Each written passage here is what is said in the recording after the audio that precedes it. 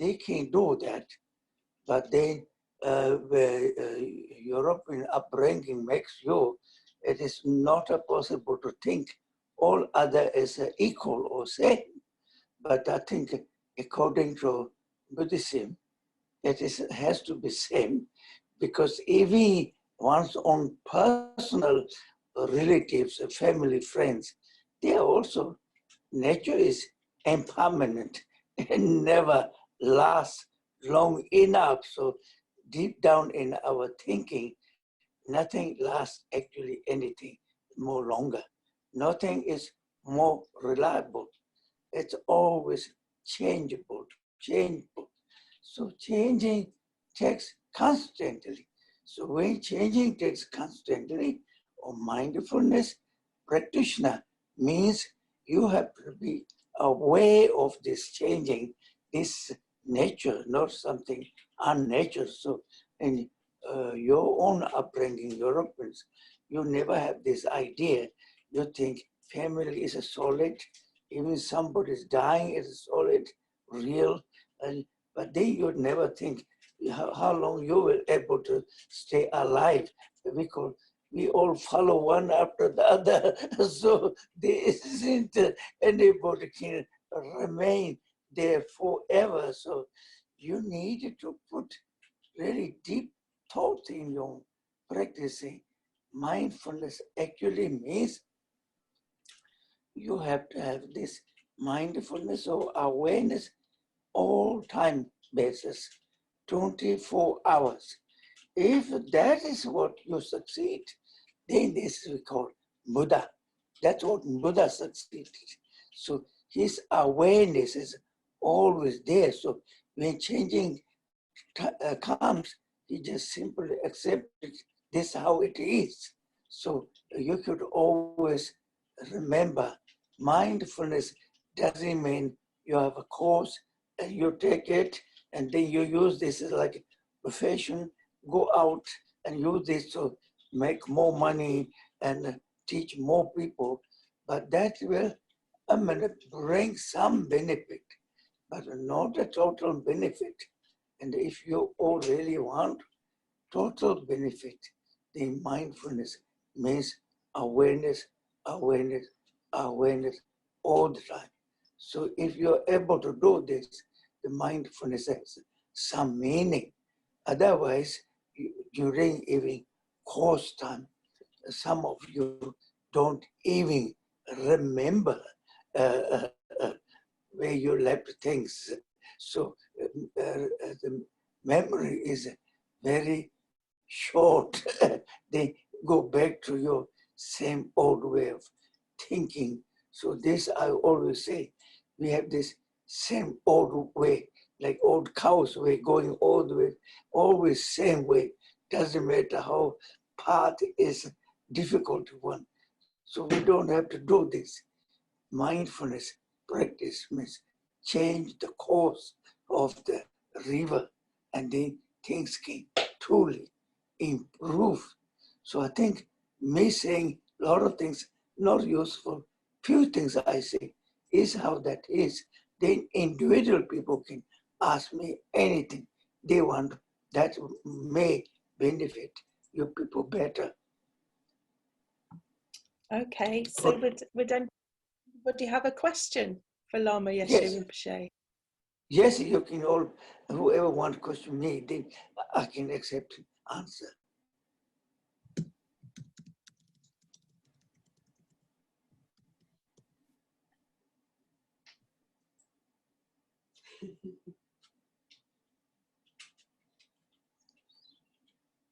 So I've asked people to write questions into the chat box. Okay, then you can ask. And then I'll ask. Okay. Okay, very good. Okay. So the first question is a question from Anna, who's asking how you are. I am doing very well.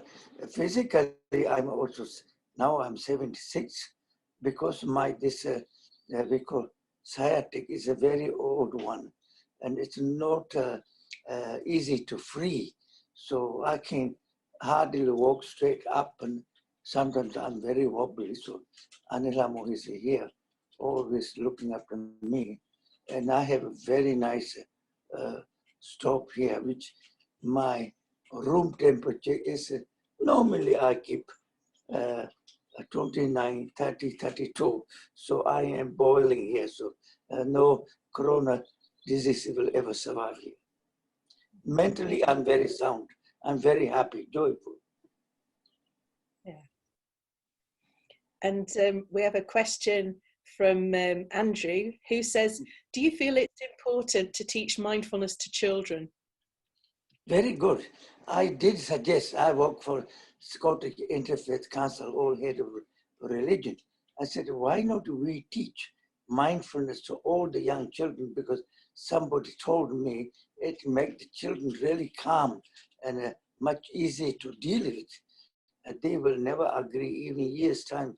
Then the Muslim and who was some other group says, we don't have a so-called mindfulness meditation, we don't agree. So it never happened. But if mindfulness can teach young children, making simple course, just say, sit even 5 seconds, quietly. Start with the 5 seconds. Then you can say what they can do, then start with 5 seconds. Like this, if you can keep on going, that's the first time they will have some experience of sort of listening themselves, not always so excited and they never get it right. So even now I was looking into some family says, we have been brothers and sisters for a long time. We never have much dealing to each other. We have no time. We are all busy doing what we do. This put us together for so long together. Now we speak to each other and we start to know each other.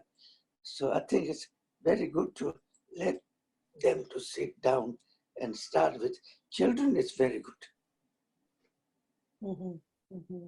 Thank you, Lama Yeshe. I remember when my daughter Jennifer was younger, the thing you said to me was to make sure that she was happy and to make sure that she didn't harm anything. And I think that has been such wonderful advice for her. Yeah, because what we do is we think upbringing children is a lot of discipline, a lot of shouting, a lot of tradition. That's no good. That's called tradition. Upbringing children is a lot of tolerance, a lot of compassion, just making sure they are just doing all right. When they grow up, their mind will be very stable and they will have no problem. Thank you, Lama Yeshe. So And the next also, question. yes, Go on. also mindfulness, people have any family, children, partner, because if you are together long, stop arguing, stop infighting. Just really be sort of kind to each other and tolerance and really saying nice things to each other, helping and do things for each other. It is much more useful. It's more calming than you look together and really argue and fight. It will stress you. It will make your life most miserable. That's my advice to any of the listeners there if they have a family. Thank you. There's a question from Karen, and she says, good morning. Do you have any top for awareness? Pardon? Do you have any top tips for cultivating awareness? Yes, normally what you do is, whether it's in your kitchen, car, wherever you use, place, table, have something to remind you of mindfulness. People don't need to know what you're doing.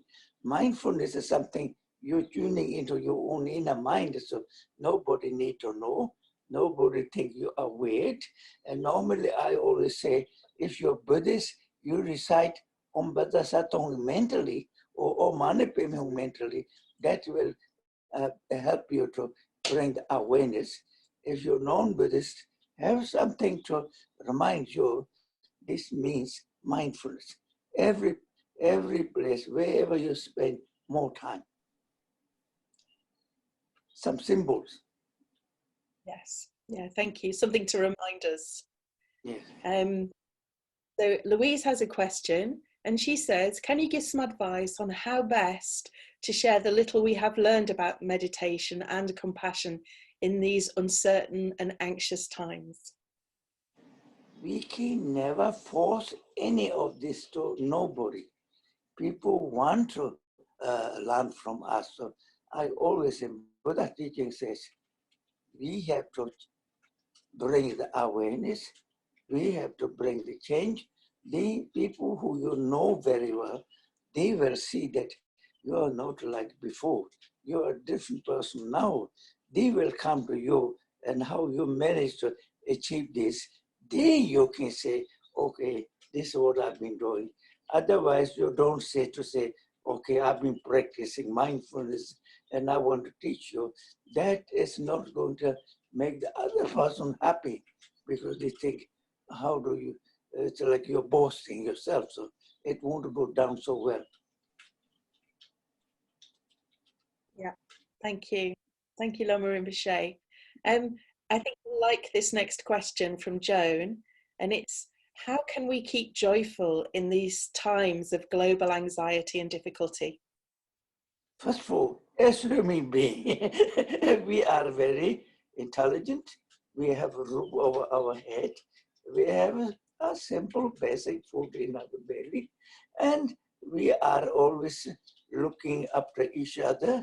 We have to be rejoiceful and also grateful people because like right now, Anila Mona, we have absolutely simple food. So every second day, I asked her to pick up some nettles.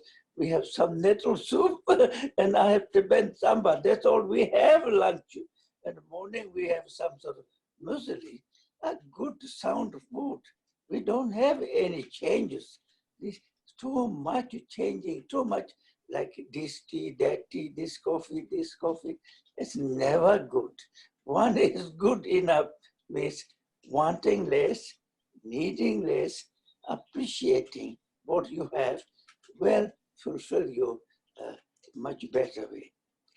So we say, if we are not joyful, have a gratitude, if we become mentally disturbed or emotional or unhappy, you can't help nobody.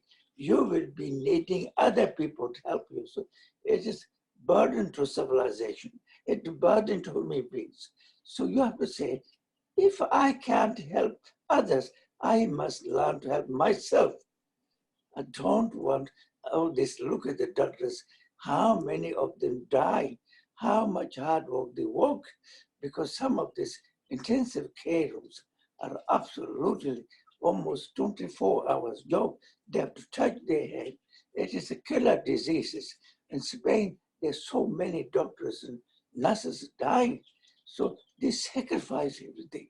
So we have to rejoice their courage, their belief that when things like this goes, it's like internal war for all over the world. We having a biggest war of all, miss our disease. So we can't focus our nervous system. Others, we all have this absolutely terrifying disease. Everybody is afraid. So you have to think all this. Due to this reason, we should be joyful. At least joyful person talking to other person, joyful person communicating other person, really cheers them up. The miserable people, you go there, you can even bring them down emotionally. Thank you, Lama Rinpoche. So we've got over 260 people here now, and I'm wondering whether you want any more people to join your Joyful Club. I always invite, I actually have most of the group are young children around the world. I call Joyful Club #1, #2. So Joyful Club, you don't pay any they call it membership fee to me, except being joyful, which will bring benefit to your own inner circle of family. First, being joyful means you'll be successful. Being joyful means you will have many friends. Being joyful means you can get along with your family, relatives. So you can see how many reasons you have to be joyful. So think of all these very reasons, many things. And I assure you, this corona disease is in a way, many ways, revenge from the animals because we've been abusing Mother Earth so long. This disease has given them some healing time, like everywhere I am. Many animals are running everywhere freely. They think now we are more free. And you can see in the street, sheep going, horses running, animals are going. So even the environmental says, because aeroplane haven't been flying, the ozone is so good. Like Delhi, now first time in the Delhi, they can see Mount Everest, mountains. Beijing, the air pollution, they can see sky. Los Angeles, they can see airspace, sun. So we could not, and we could not afford to go back to indulge a useless, meaningful life. We should start a simplistic, easy, simple life. Follow Lama Yeshe, plant more trees. Don't harm any animal. Give up eating meat. We don't have to eat meat because animals are so badly treated, especially a ham. This is bad never to eat pig meat because they suffer so much. Mother pig never managed to get up her whole life. They nail down in this fence. And there's so many piglets making fat in them. They're making so we should definitely give up this. And it may be income. Depends say, well, stop eating small animals because they all have the same life. Maybe eat some bigger animal if you really have to have meat. But they, because some of animals are fed with the wrong food. So they actually, whatever we think is going to give us good health, make you sick. I'm from Tibet. At a young age, I used to eat a lot of meat, but I never now touch meat for so long. I never miss meat. Europe is so abundant. We have so many choices. We can plant vegetables. We can do many things. So my nephew and everybody's working very hard in Samiling to create all this big garden, and they're planting vegetables. So when nettle run out, I'll have some green vegetables to pick up. So it's a simple things in a life. It's a meaning. So if you all simplify, then you don't enslave your life. You can have more life, more time, your children, your family, you can work, you can see the beautiful view of Scotland and wherever you live. There's so many things in a life. So also the children, parents have time to go together. And I think so much of these things in life is no good. Less needing, less wanting. They have wisdom to think why joyful means benefit, benefit, benefit to all around. Thank you. Thank you, Lama Yeshe. So the next question is from Audrey, and she says, I noticed even when you were poorly in hospital, you saw the good in everything, the view from your window, the staff. How do you maintain such a deep sense of gratitude all the time? Buddha teaching says, it's all our mind thinking. So it says appearance are illusion. So you can always see every appearance as something nice, wonderful, very beautiful. That's how it happens. Sometimes because dark mind, judgmental mind is responsible for our downfall. So we criticize, we look at other people, we judge other people, then we suffer. So I never judge. I never look anything wrong with whether good or bad, I always say there is something good in this. So Buddha's teaching is all about evolving your own mind to become straight away. You can actually create literally some sort of Buddha field in your own mind. So there isn't any miserable to think, because of the Buddha field, they know samsara people having hallucination and they believing in hallucination. We stop listening in a hallucination. Everything nature is a hallucination. Thank you, Lama Rinpoche. So I've got a question from Andrew, and he says, I'm new to this and I have such a busy mind right now with everything that's going on. When I try to meditate, I feel it's not working, if that makes sense. I spend most of the time thinking about everything and anything. Do you have any advice? Yes, I have all the advice for him. Never learn to meditate, that's the mind, because you have no control over the mind. So mind actually give you a lot of problem. So you should learn to go for a long walk, cycling, jogging. And if you can't do this because of corona disease, go to learn how to make garden, plant vegetable, take pictures like somebody give me, we call binoculars. So I have this binoculars here and I watch all the birds, and there are many like song treasure and many beautiful bird things.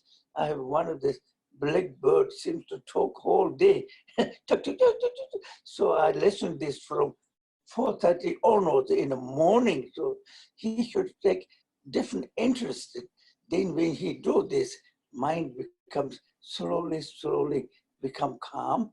Then 5 seconds here, 5 seconds there, then gradually establish meditation more meaningfully. Great, thank you. There's a question from Jane, and she says that isolation is so hard for some people at the moment, especially for those who are seriously ill. Any thoughts about how we can reduce the suffering caused by this? I think that's really difficult for Europeans who are brought up here, because like a Buddha teaching says, like me, he says, when we refuse, we reject sickness and pain. Pain is already there. So it is a much more bigger and exaggerated level. If you say, I actually welcome the pain, I don't have any choice. If you do that, then pain is much less.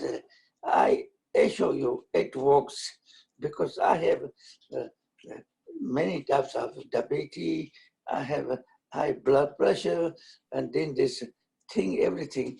Each time pain comes, I always rejoice. I said, come, I'm waiting for you. Not only my sort of wrongdoings, but other sentient beings. I can tolerate so much pain. I have so much, we call capacity to tolerate any pain. So that's learning, takes a long time. Like you people learn how to have university degree or some degree in paper, how many years you spent. I don't have any of this, but I spent 30 years get where I am. So it's not 1 hour meditation, 2 hour meditations are going to change you people. It will take a lifetime changing. See, everything we got, emotional disease, mental disease, disturbance, all the sickness, this all we planted that seeds, previous life. Everybody right now going through, it's like we didn't, of what we do wrong or right is we planting seeds for next life. What we going through is planted seed, previous life. Also, teaching says, some of them are somehow ripens very fast, but some of them really take many lifetimes to ripen. So it's also unpredictable. Whenever it's like you plant some seeds, like some trees take a long time to grow, but some trees doesn't take a long time, they shoot up like this. Same like any crop or fruit or anything. So it's a cause and effect means what you plant, that's what is going to be the result. So plant good seeds. Stop plant bad deeds. Thank you. Yes. So a question here from Mo, and Yes. she says, what are your top tips for sustaining a practice? You can see the nature of everything you work is so impermanent. Job is uncertainty, age is uncertainty, every year more wrinkles coming. There isn't anything actually reliable or projectable except practice, except stabilizing the Buddha mind. So due to this reason, we should think there is really more effort should be put into practice, because all the things Europe is called habit is because you do something, you seek the rewarding now. So you work 8 hours a day, you get paid for that. Buddhism is no. You work all your life and reward comes sometime near future. So we invest long term. You want to invest short term. So short term has less benefit, but some benefit. Thank you. So I've got a question now from Adam, and he says, I try hard to practice impartially, but I find it very challenging. How do I treat all beings equally when there are some very unpleasant beings in the world? For example, I have 3 young children who I love dearly. How can I feel the same about them and everyone else in the world? He needs to remember these present his children are only in this lifetime connection. But if something happened to them, they may not be part of your life.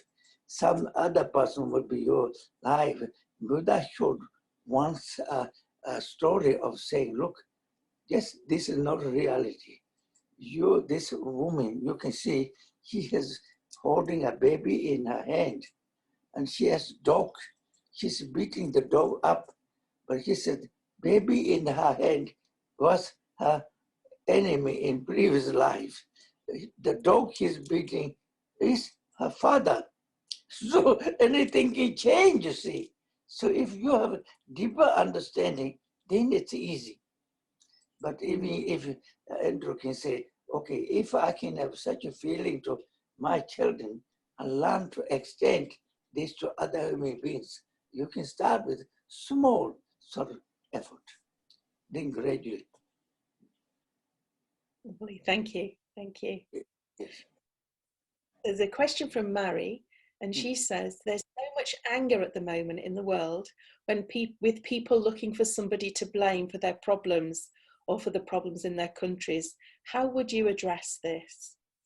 This is the sickness of the mentally disturbed civilization. If you look into, I look into right now, even UK government says, maybe we're trying to open the school, because if we don't, then this poor family children will suffer.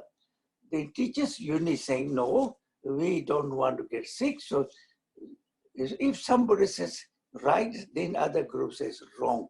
So this is called non-functioning. The civilization has not any wisdom left. Civilization is winning and gaining, debating, arguing. Look at USA all the time. The Obama president, he really wanted to do good things to American people, but other party never allow him to pass any law because they're just holding it back. Now this group, American president, is a nutter. Every talk they give us, he can't even repeat one word again. He said all 100% wrong, but he have fanatic followers. He just see him as a God and nothing matters anymore. So this is we go mad. So I feel very sorry. Maybe this is why some civilization came, some civilization gone. Maybe some major change could benefit remaining. Nothing easy to change, but corona disease is going to make us, whether we like or not, learn to change. Yeah. Thank you. So these two questions are quite similar. So one is about many people alone struggling with difficult emotions, and another one about people struggling with anxiety, and how do we help them? I think this is even doctors, everybody proving these people sitting alone too long, no one to talk, no one is listening, is a problem. So if they can now be free to go long exercise, it's very useful. I have one quite aged person in the village, and she comes up to almost, 2 kilometers. And when she get this much distance walking, and every time I go there to some exercise, I also say hello, talk to her. She said it is very beneficial. She's alone. So if you have someone to talk, but sitting in the home is never going to be good. But then going out and finding something else to do will help them. But then I also saw this is different types of disease. One of our most learned teachers says this, in older times we have certainty of what disease we have, which can kill people, but the modern disease is mental instability, emotional disturbance, mind just completely gone wild. So it is the biggest killer of the world right now. So unless we're able to do something about this, there's nothing much better we can get out of it, because more people lose job, more people become lonely, then this will go into like Buddhist country. Lonely doesn't exist. See, depend old man, woman, they are so happy to be alone so they can do their pray well, and they can do lot of mantra, and they just joyful, see. So here, this such so thing is, so long as you don't have someone with you, then you think you could be lonely. That is like feeding wrong information, bringing wrong way. So these are called tradition. A true Buddha's teaching, wisdom teaching, have no tradition. Wisdom teaching has no boundary. It's about compassion. It's about caring. There is no discrimination based on color, gender, age, religion. Even somebody now saying to me, say, can you say Hail Mary 3 times? I'm saying this. I said, why not? I can't say this.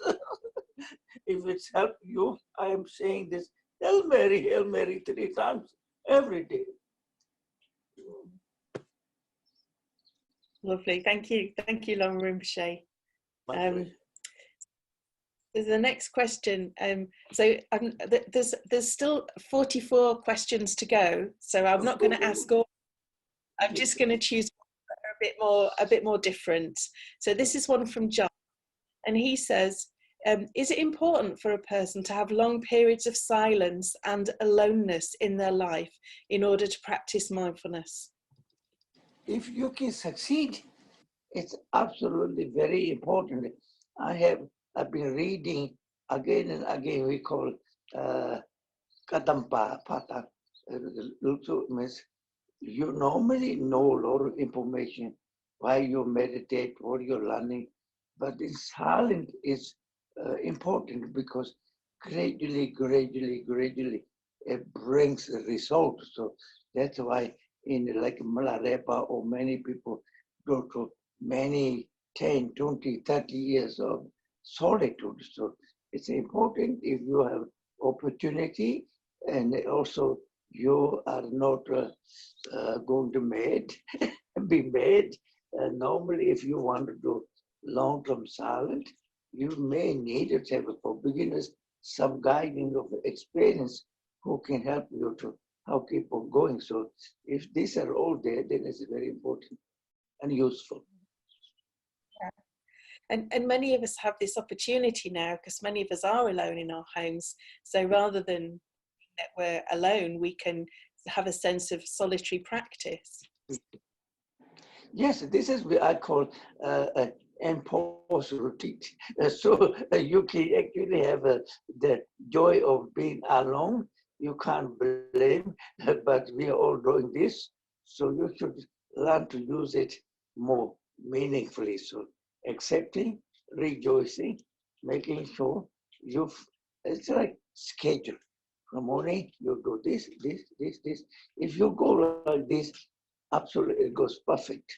And if you have a very sort of disciplined mind and don't do all this, then you get also a little difficult in a long period of time.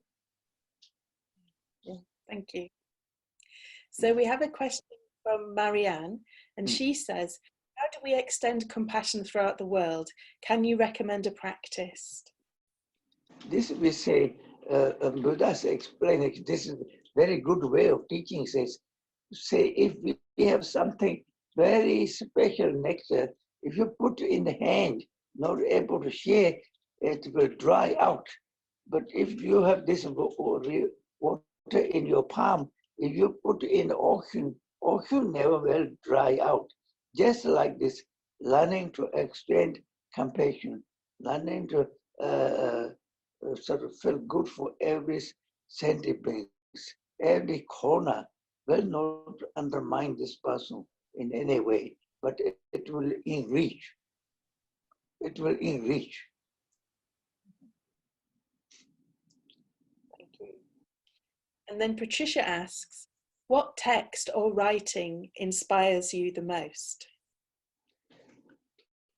My hero is a Milarepa, Milarepa, and I have all his books here I read, but because now I have all the time, I read very, very enlightened people from all the schools, Nyingmapa, Kajupa, Sajapa, Gelupa. Now I'm reading fourth of fifth, sixth Dalai Lama. So all this like a high lamas, when I look into, they all have performed such a major job. It's unbelievable. Dalai Lama,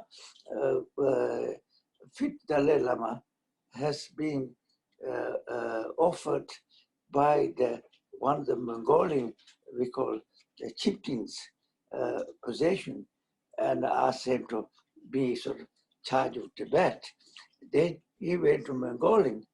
That time, Mongolians are people are killing so many animals, like they offer like blood to like some of the Indians do. They are slaughtering so many. So Peter Dalai Lama made no Mongolians ever offer this blood and never kill anything.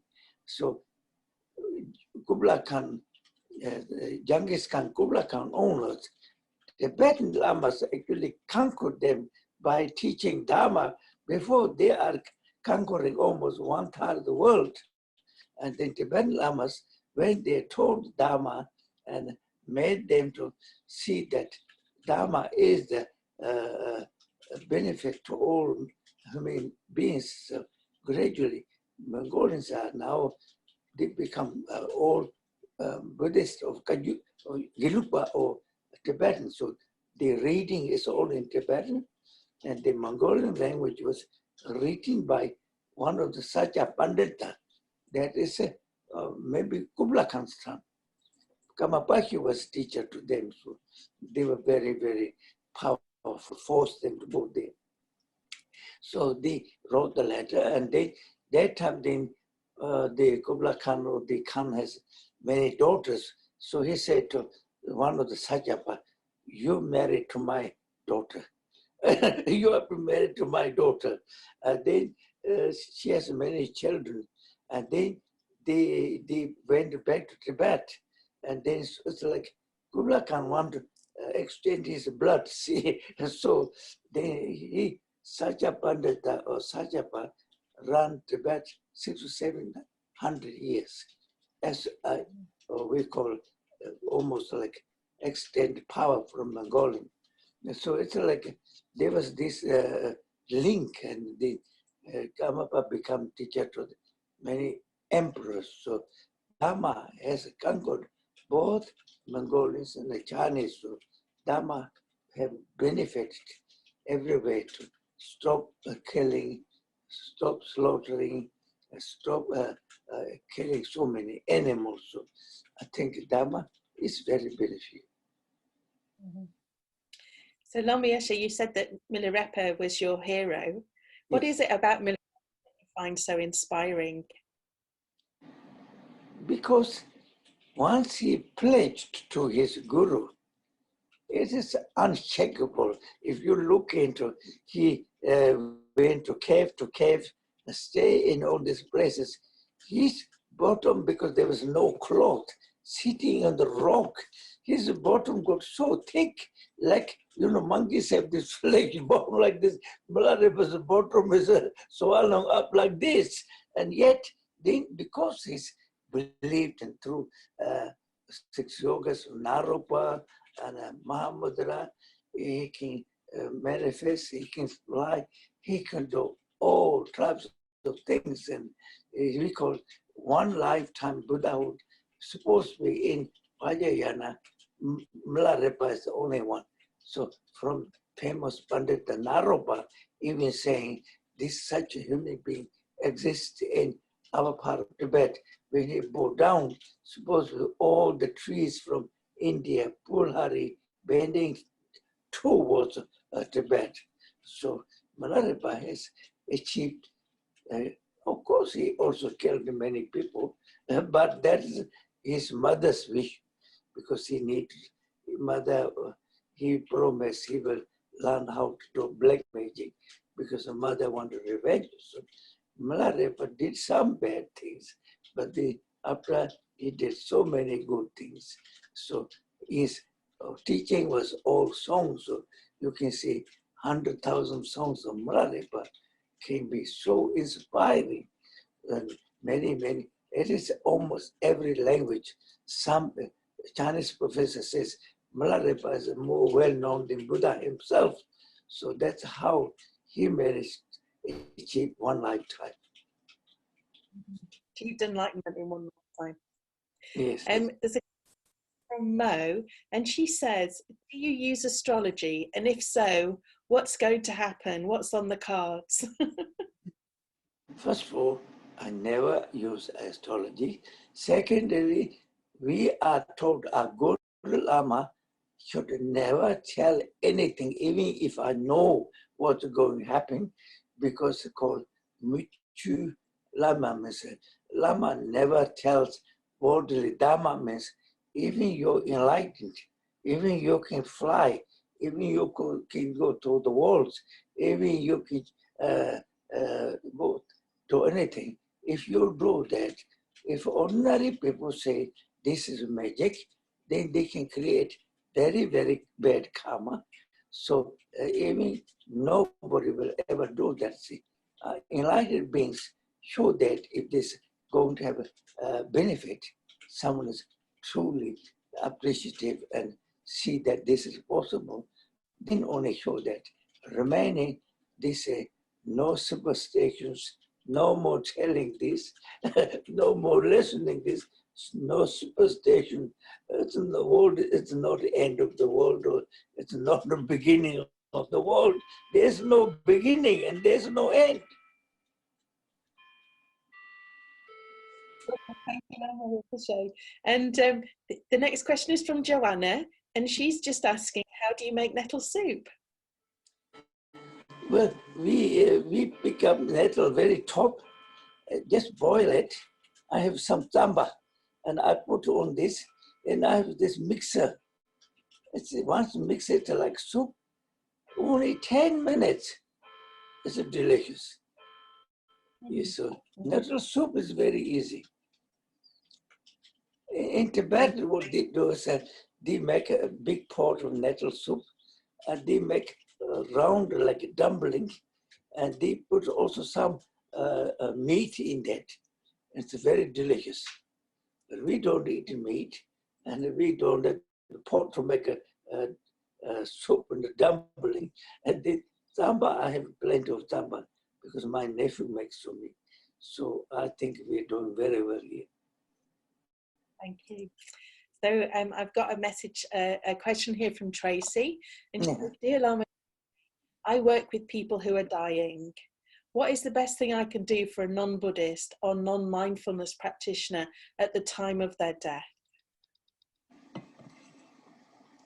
First, if they don't have a belief, never even introduce a belief system there.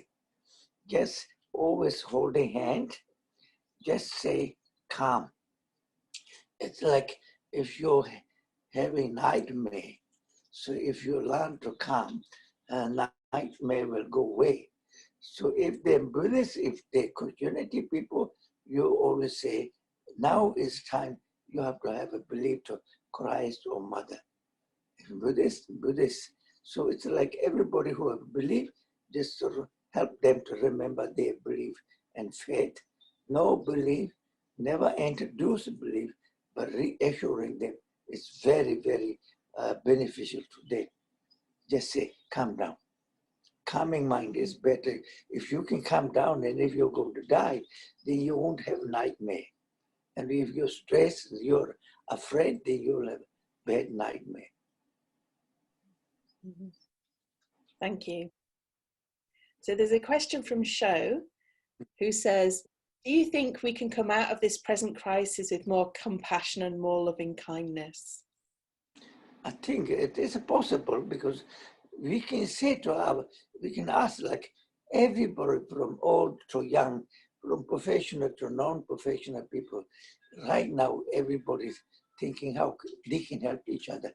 So we should not forget that and remember it.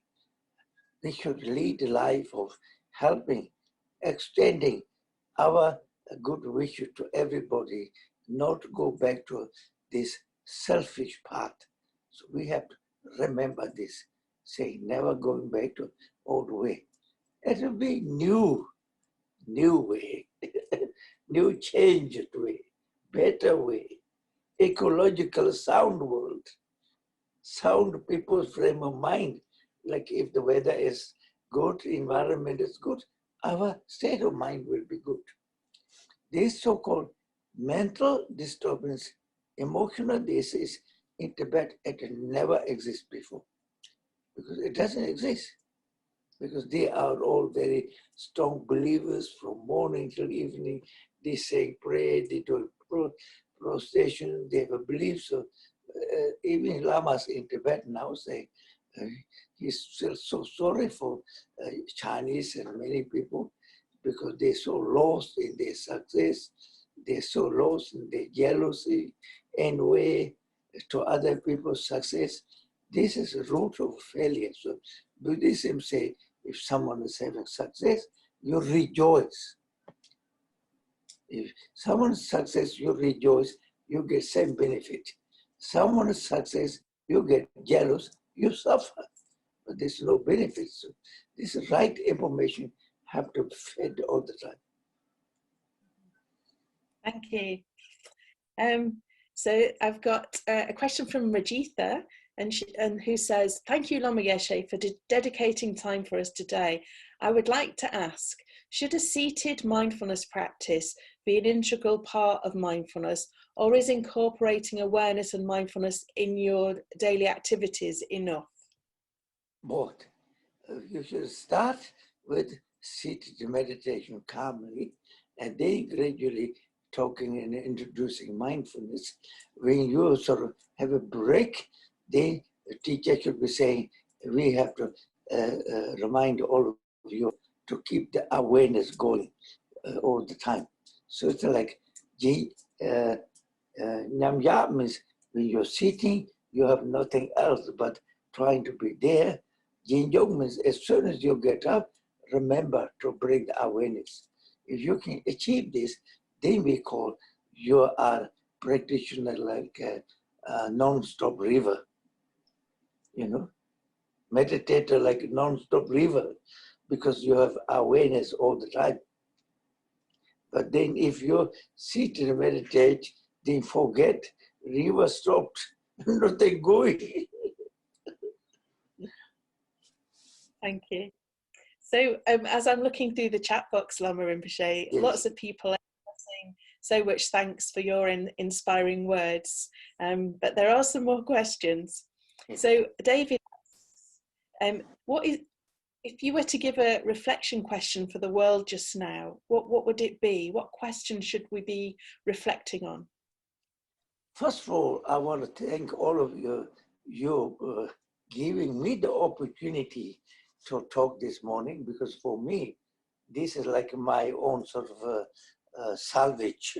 I feel so good. Even one person, if I can make happy, then I am so satisfied, thinking I am so joyful. I'm able to help one person. So now not only one person, few hundred of you are there, and especially such a mindfulness people, and you will be both, able to transmit this to many more people, every corner, every place, wherever you are. So transmit this compassion part, loving kindness part, forgiveness part.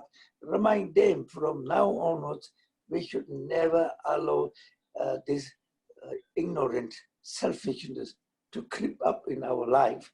We should remember to follow the simplicity path of joy, happiness, needing less, wanting less, so that there will be more time to share to family, friends, everybody.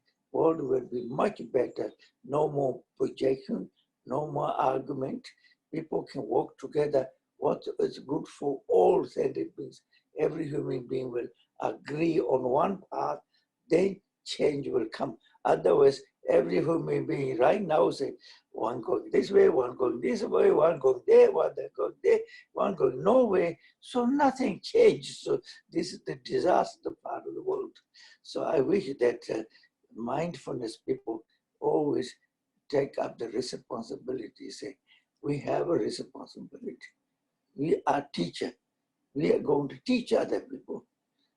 It's never, we call conversion part. It's like transmitting the joyful part. So you should give joyful. So you don't introduce Buddhism if there's non-Buddhist, and no useful purpose will come. But if you're all remembering, all life form are afraid of death.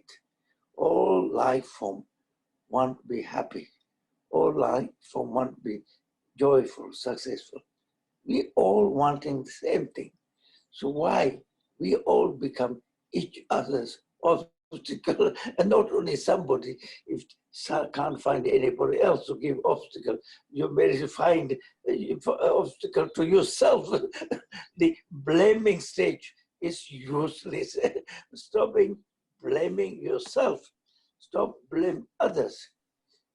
If you see you have done wrong, you should, when you catch that, you rejoice. Before I would never acknowledge this. Now finally, I know I have many bad qualities, but now I'm able to welcome this, and I am able to rejoice. If you do this, your bad quality, whatever you think, is already dissolved into dust, because it's part of wisdom. There isn't anything real solid. There is no real solid as an obstacle or good or bad. This is opinion. Neutral gear. Neutral gear. No more spinning thoughts going. Say some of you, the lesson is saying, you have a lot of emotion, you have a lot of anxiety. If you sit there 1 minute or 10 minutes, have I been thinking this again and again, again and again, all over again, again? What's new there? What's new? No, nothing new. That's called spinning well, because there's nobody driving the car. If you are in charge, your mind, then you are driving the car. If your mind is going like this, then nobody's in charge. That's called samsara. Thank you. Thank you, Lama Rinpoche. There's a question here from Andrea, Yes. and she said, what are the 3 key things that we should take away from your talk this morning? 3 key things you could forget is being ignorant, being stupid, being foolish, you see. 3 things you take from me is wisdom, loving, compassion, kindness, selfishness. Yes, limitless loving kindness. Then it's possible, yes, yes. Because we say major poison means nyomo docha kedang means nyomo pa docha means desire is the root of all the evil, because desiring doesn't mean one thing. There's so many forms of desire. Anger, yes, docha kedang. The movement is ignorant, all caused by not seeing where all this comes from, not knowing where the suffering comes from. So Buddha is like, we have such a sickness. We first prescribed 84,000 types of medication, but this is too much. So it condensed it is 3 times. Yes, desire, anger, or hedang is anger, and yes, yeah, anger, aggression, and then tamok means is ignorant. But sometimes you don't hear me anymore. Tamok, ignorant, yes, ignorant, stupidity. So there's English. There's so many language need to remember, because Tukling tell me, Lama, your English is so horrible. You need to improve your English. So I said, who cares? This all lesson, and all of you have an intelligent mind. So they think, well, Lama was learning English when he was 32. So how can he learn perfect English? I refuse to learn any proper English. So it's my fault of not wanting to know, and then I'm punished. Every language I now have to speak is English. Is I have to speak. I have no one to speak in Tibetan. Right now I have nobody Tibetan here. So this is all comes to is, remember, compassion, unconditional compassion, gratitude, appreciation. Yes, appreciation, gratitude. Yes. So then this will be very, very beneficial. So my asking all mindful people there is that first, make sure you are in a good form. Then make sure you're being good form. Means your nearest people will all benefit. And your family will become more united. They will have less stress, no more argument. So then once the family is all in such a form, the neighbors will be in that way. Then this you can extend slowly. Wonderful. Thank you, Lama Rinpoche. Are you still okay for some more questions? Yes. So Kate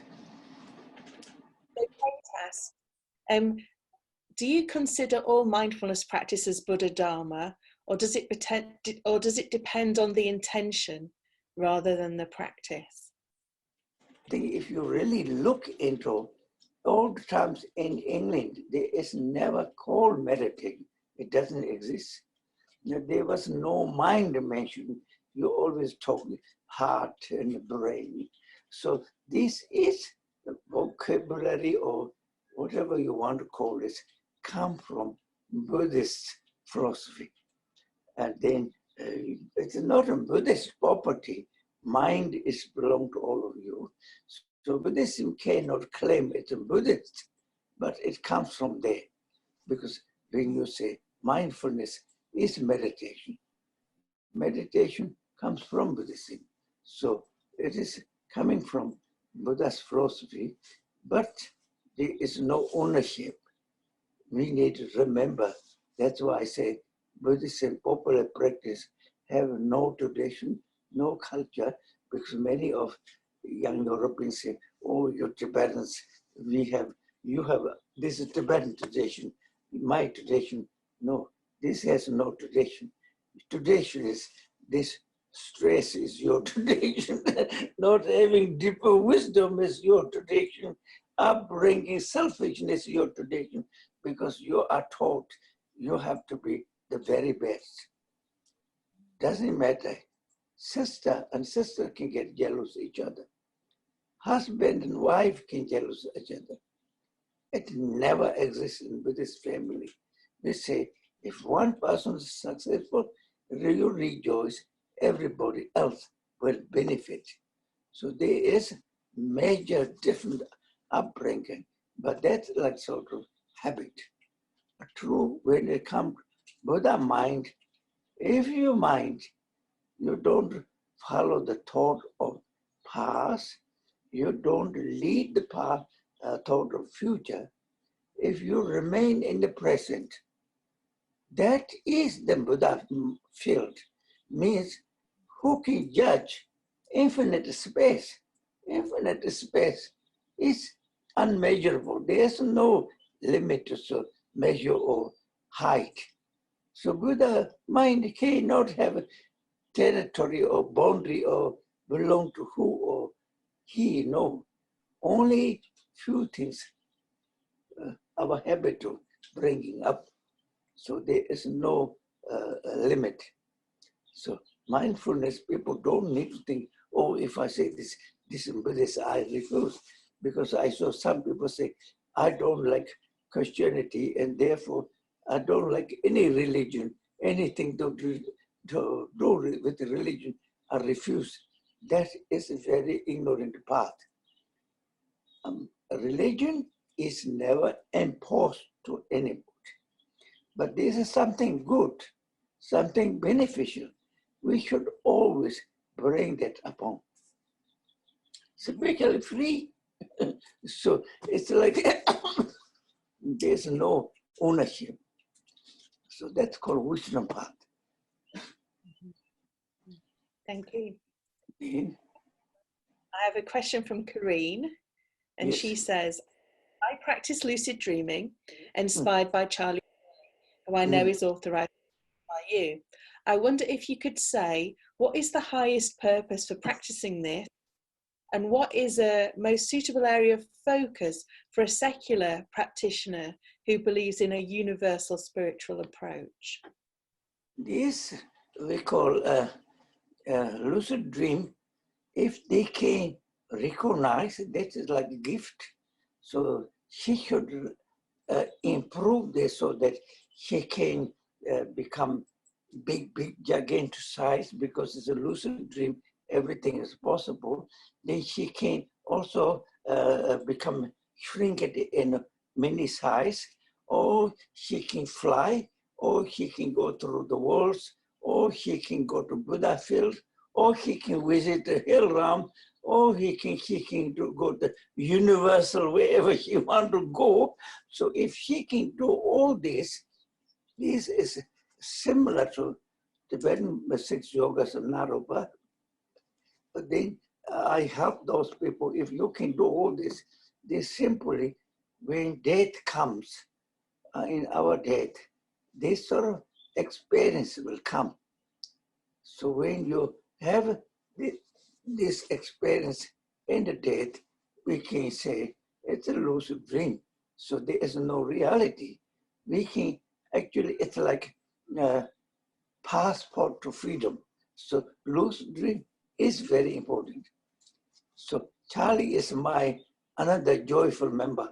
I have many successful joyful member clubs. He go on a spray my joyful path. So the lucid dreamers. So then sometimes I can help those who want to be helped. So he is my, like I have taught him go around the world. He is now considered top Buddhist teacher in the whole world. You even go to United Nations and give talk. So he's my, also Dharma, we call joyful path spraying. So every corner I have a joyful person to pass through my lineage. So my lineage is not into one thing or two things. I send, so I have many young people here and everywhere. I say, you people job is joyful. So many young people, I make them to be environmentalists. Yes, I have one doctor in Inverness. His son comes and very good. So I appointed him. So he will be planting trees, and as soon as he grows up, he will deal with the environment. I have an Indian doctor, he's very famous in Kerala. He has a son, and he said, I said, what is that you would like to? He said he would like to clean the ocean. So I said, I'll empower you to, as you learn how, as a scientist, how you will succeed clean the ocean properly. So I have many people trying to help them to dedicate. I have a young other person.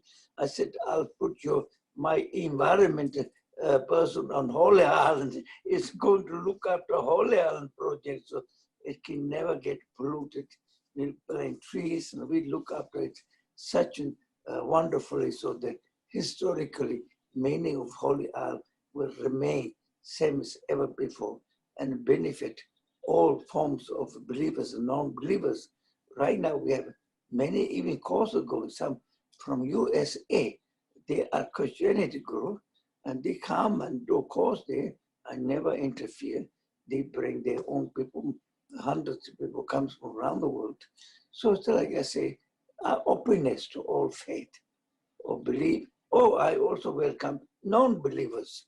So this is how you have to be wise enough to open everything, everyone, without any judging. Thank you. So Jonathan asks about what's your daily practice, Lama Rinpoche? Well, my daily practice is because I'm old and I can't sleep. Sometimes I get up 11:30 in the morning. Then it's in the night 11:30, because the very most I can sleep is 3 hours. If 3 hours I can sleep, I'm very happy. So I get up, I wash, then I light candles and put wood in my fire burner and practice till 6 o'clock. Then have a breakfast. Then we see any email need to be answered, because so many people around the world, and as well as our centers communicating me. So I answer all this email. 10:30, before 10:30, I have to go from here because I have this little invalid mobility. So I write this down to some Lane because there's nobody there. All the gates are locked. You know, this big car park down there, or big space car park. Then I go there to get some, we call MOT. I leave my mobility and then I use my 2 sticks and learn to walk around. So it's quite painful. But I do this and they just go around and get fresh air, then come back, then maybe ready to make morning, we call nettle soup or tamba for lunch, or then we sometimes have fried like rice. We have 2 rice my nephew giving us, so basmati rice, white and brown. So one day brown, one day white. Everything is measured. We have rice cooker, so when they cook, we add a lot of olive oil and a lot of nuts and many things. They make very nice, delicious. So we have a bowl, all measured. We have each one bowl each.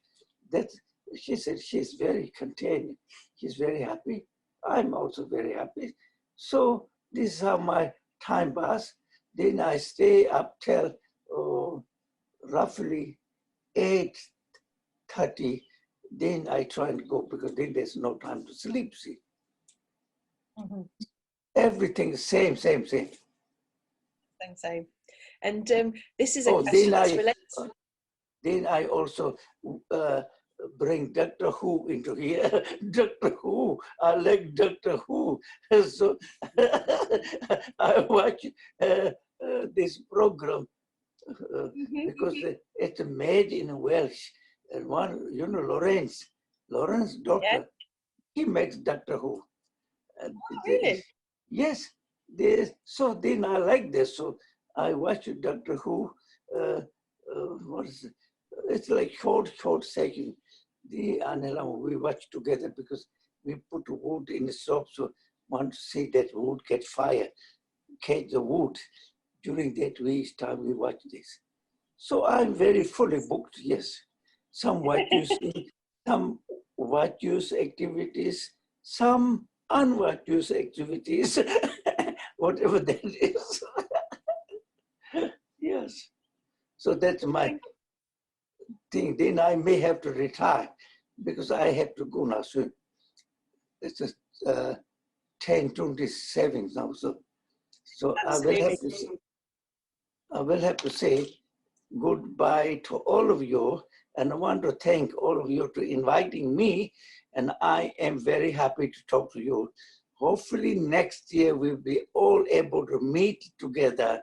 I'm better and you will all able to come Samiling and we will meet together and you will see a major change in Samiling. So you want to say anything, Heather? I just want to thank you so much for speaking to us all and giving us your time, Lama Rinpoche.